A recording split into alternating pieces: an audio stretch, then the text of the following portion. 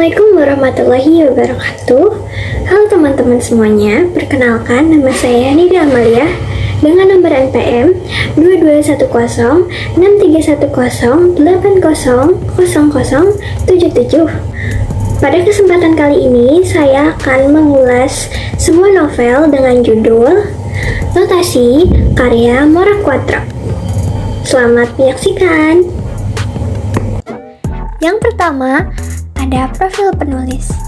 Mora Quatro lahir di Bangka pada tanggal 8 Desember tahun 1980. Sekarang, ia tinggal di Jakarta setelah tinggal di Jogja selama kurang lebih 10 tahun. Mora Quatro merupakan anak kedua dari 5 saudara.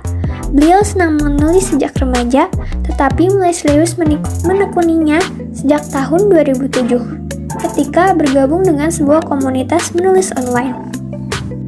Selanjutnya ada identitas karya. Novel ini berjudul Notasi, penulisnya yaitu Mora Quatro yang memiliki genre fiksi sejarah. Lalu penerbitnya Gagas Media dan terbit pada tahun 2013 dengan jumlah halaman 305 halaman. Harga jual di Pulau Jawa sendiri yaitu 98.000 dengan nomor ISBN 978 979 780 994-2. Selanjutnya adalah sinopsis. Novel Notasi sendiri menceritakan tentang permusuhan antara dua kubu di Universitas Gadjah Mada, antara mahasiswa kedokteran gigi dan mahasiswa teknik elektro. Kisah ini dimulai pada 15 tahun yang lalu, tepatnya 21 tahun yang lalu, saat Indonesia mengalami krisis ekonomi di mana dolar naik, rupiah turun, dan harga kebutuhan pokok mulai naik. Di mana pada saat era ini, kebebasan berekspresi tidak diperbolehkan. Selain itu, banyak mahasiswa yang turun ke jalan untuk menyuarakan suara rakyat. Dan seperti kita tahu, beberapa banyak dari mereka gugur, hilang, dan tidak dipulangkan. Saat membaca novel ini, kita diajak seolah kembali mengingat sejarah yang mengharuskan kita untuk tidak lupa dengan perjuangan mahasiswa dulu. Cerita ini juga disinggungkan dengan sejarah pada tahun 1974, yaitu peristiwa Malari. Pada masa ini, Indonesia sedang berada di bawah pimpinan Presiden Soeharto, dan begitulah cerita ini dimulai. Bagian pertama dalam novel ini menceritakan tentang pertemuan Canggung dengan Nino, seorang mahasiswa teknik elektro yang memiliki sifat pendiam dan tertutup, berbeda dengan teman-temannya. Pertemuan diawali dengan keinginan Nalia, salah satu mahasiswa kedokteran gigi, untuk memasang iklan di radio mahasiswa teknik elektro yang dikenal ilegal, yaitu Radio Jawara. Namun, anak-anak radio itu menanggapinya dengan dingin. Ini merupakan tradisi turun-menurun bahwa mahasiswa kedokteran yang saat itu sedang bermusuhan dengan mahasiswa fakultas teknik.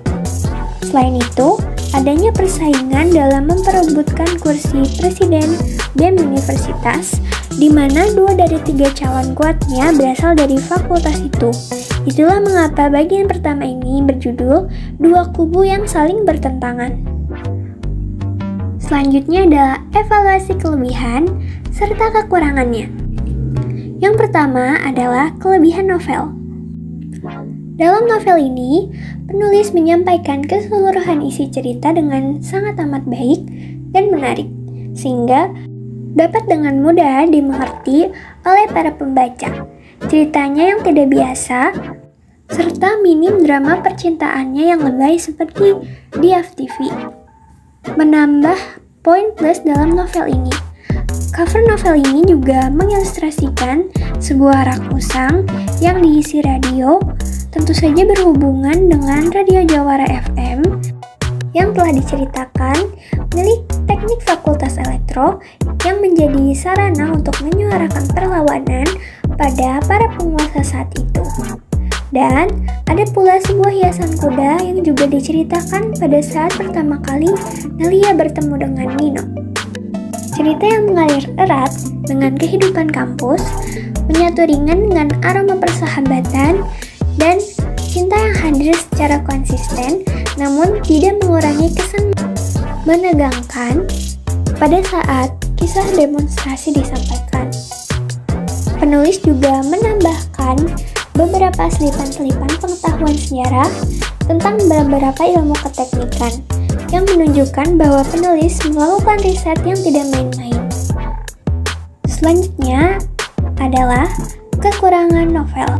Menurut saya, kekurangan novel dalam cerita ini adalah terdapat beberapa typo, tetapi typo tersebut sama sekali tidak mengurangi esensi cerita yang disampaikan oleh penulis, termasuk spasi antar kata yang kacau.